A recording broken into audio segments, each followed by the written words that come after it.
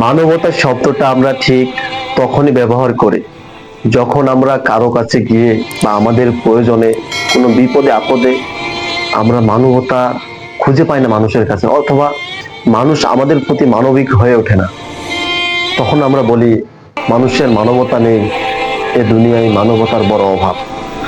But আমরা কি কখনো চিন্তা করে দেখেছি যে যেখানে আমাদের নিজেকে মানবিক হিসেবে পরিচয় দেওয়া দরকার, অন্যের প্রয়োজনে অন্যের উপকার করার জন্য নিজের কোনো স্বার্থ যেখানে থাকবে না, সেখানে নিঃস্বার্থভাবে নিজেকে মানবিক পরিচয় দেওয়া দরকার, সেখানে কি আমরা মানবতার পরিচয় দিতে পারি?